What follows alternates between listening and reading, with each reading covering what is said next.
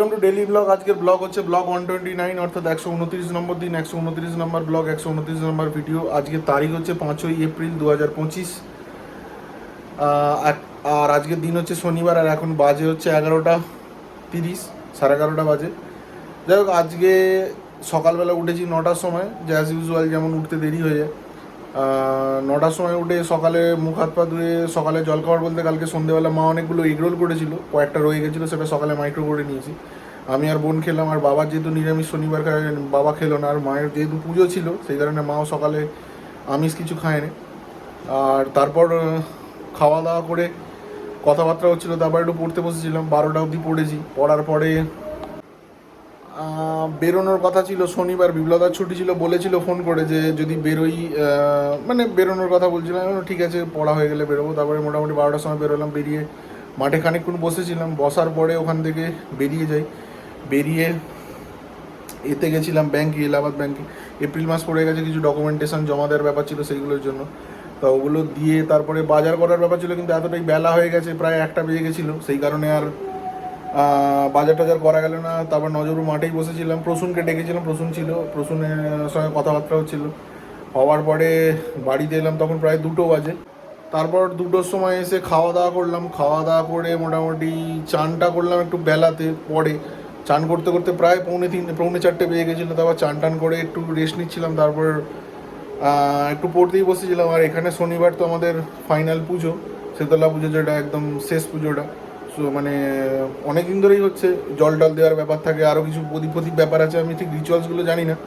আজকে ফাইনাল পুজো ছিল, আমি পুজোতে যাইনি, তার কারণ হচ্ছে এখানে পশু বলির ব্যাপার আছে, মানে ছাগল বলি হয়। এবার আমার ছোটোবেলা থেকে এইসব ব্যাপারে একটু নেগলিজেন্সি ব্যাপার আছে, আমার পছন্দ নয়। এবার সেই কারণে আমি টোটালি এগুলো অ্যাভয়েড করতাম। আগে গেছি পুজোটা একদম সমাপ্ত হওয়ার পরে, যখন ওই সব কাণ্ড কারখানা মিটে যায়, তারপরে গেছি ঠাকুরে প্রণাম করে চলে এসেছি, কিন্তু এবারে আমি যাইনি। আর বোন গেছিলো, আমাকে বলছিল যাওয়ার কথা, তো আমি গেলাম না এবারে। মা বাড়িতেও পুজো হয় সবে, তবে ওখানে বলি টলি হয় না, নর্মালি পুজো হয়, খুব জাঁকজমক করে হয়। দুর্লভপুরের, মানে আমি যেখানে থাকি দুর্লভপুর বাগনানের গ্রাম একটা, ওখানে মেন পুজোটা হচ্ছে শীতলা পুজো, প্রচণ্ড জাঁকজমক করে হয়। মানে একদম প্রথম থেকে শীতলা পুজোই হতো, তারপরে কালী পুজো দুর্গা পুজো ঢুকেছে, তাই একদম আদি ঠাকুর হিসাবে শীতলা পুজোই হয়। ছোটোবেলায় গেছি, এখন আর যাওয়া হয় না, আর এবারে তো গেলামই না। তারপর 7টা 7:30 অবধি পড়ছিলাম, পড়া সেরকমভাবে হলো না, ইতিহাসটা একটু পড়ছিলাম, তার মাঝখানে কথাবার্তা অনেক কিছু হচ্ছিলো। সন্ধ্যের টিফিন করবো বলে ঠিক করলাম, তারপরে ফাইনালি আর সেরকম কিছু হলো না টিফিন করা। তারপরে 8টা নাগাদ বেরোলাম বলতে বাজারে প্রথম করতে গেছিলাম, কেন আলুটা সকালে অলরেডি বলেছি যে সকালে বাজারটা করতে পারিনি, তাই প্রথমে গিয়ে আগে বাজারটা করে নিলাম, কেন অনেকটা লেট হয়ে গেছে। এবার 9টা 9:30 বেজে গেলে বন্ধ হয়ে যায় দোকান কিছু কিছু। এবার গিয়ে দেখলাম মার্কেট আজকে ভালোই আছে, গিয়ে বাজার টাজার করে চিকেন আনার কথা ছিল, কিন্তু আনতে পারলাম না, এত ভিড় ছিল দোকানে। তারপর ওখান থেকে সোজা এলাম নজরপুর মাঠে, ওখানে সবাই মিলে বসেছিলাম, কেন আজকে রাজেশদের পুরো ফ্যামিলি বেড়াতে গেছে, ওদের দোকানে আর বসার কোনো গল্প ছিল না।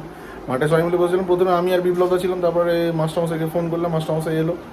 প্রসূনকে ফোন করেছিলাম, ওর আসার কথা ছিল, আসতে পারলো না, ওর টিউশনই ছিল আর কি, ও পড়তে যায় স্টেনোর জন্য, ওখান থেকে আর আসতে পারেনি, দেরি করে। তারপর অর্ণবদাকে ফোন করেছিলাম, অর্ণবদাও এলো। তারপর আরও দুজন বন্ধু দাদা এসেছিলো, ওরা এসে হলো, তারপর গল্প টল্প ছিল বিভিন্ন ব্যাপার নিয়ে, বেশ কিছু স্পিরিচুয়াল ব্যাপার নিয়ে কথাবার্তা হচ্ছিলো। তারপর সায়েন্টিফিক্যালি ঢুকলো, তর্ক বিতর্ক অনেক কিছু হয়েছে, তবে মানে অবভিয়াসলি ফ্রেন্ডলি ব্যাপার, কোনো ওখানে অ্যাগ্রেসিভনেস ব্যাপার ছিল না। দিয়ে গল্প টল্প হলো, কোল্ড ড্রিঙ্কস খাওয়া হলো, বাদাম টাদাম খাওয়া হয়েছে।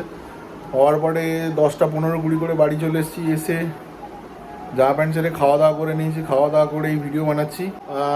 অলরেডি ঘরটার চাবি দিয়ে দিয়েছি, আর বাবা বেরিয়েছে শীতলা পুজোর গান শুনতে। ছোটোবেলায় আগে খুব শুনতাম, এখানে বেশ ভালোই হয় শীতলা পুজোর গানটা। আমার আর ভালো লাগছে না, মানে আর ভালো লাগে না, এত গরম, মানে মানে আর সেরমভাবে ইন্টারেস্ট পাই না, সেই কারণে আর যাইনি। বাবা গেল, মায়ের খুব ইচ্ছা ছিল, কিন্তু মা গেল না। মা বাড়িতে যাওয়ার কথা বলবো, মাকে বলছিলাম তুমি যেতে পারো, তো বুঝলো, সেই কারণে গেল না। বোনও যায়নি, আমি আর বোন খুব একটা যাইনি। আগে ছোটোবেলায় খুব দেখতাম, মনে আছে সবাই পাড়ার একসঙ্গে, দিদি টিদি সবাই মিলে আসতো, একসঙ্গে দেখতাম। তবে এখন আর মানে যাওয়া হয় না। ছোটোবেলা বোন খুব বায়না করছিল চিকেন টিকেন আনার জন্য, কিন্তু ওই তো আনতে পারলাম না, কেননা মানে সন্ধেবেলা পাওয়ার চান্স ছিল না, 8টা বেজে গেলে বন্ধ করে দেয় দোকান, যেখানে অ্যাকচুয়ালি ভালো চিকেন পাওয়া যায়।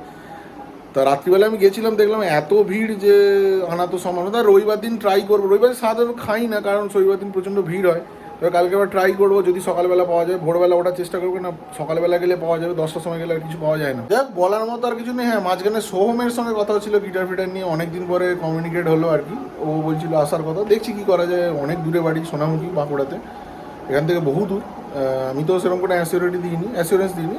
যাওয়ার ইচ্ছা আছে যদি কোনো দিন সেরকমভাবে কোনো কিছু সিচুয়েশন সেরকম ক্রিয়েট হয়। যাই হোক, আর কিছু বলার মতো নেই, গোটা দিনের সমস্ত কিছু বলে দিলাম। আজকের মতো ভিডিওটা এখানেই শেষ করে দিচ্ছি। দেখা হচ্ছে নতুন একটা ভিডিওতে কালকে, রবিবার মানেই সানডে, আর সানডে মানেই ফান্ডে। যাই হোক, শুভরাত্রি, ধন্যবাদ।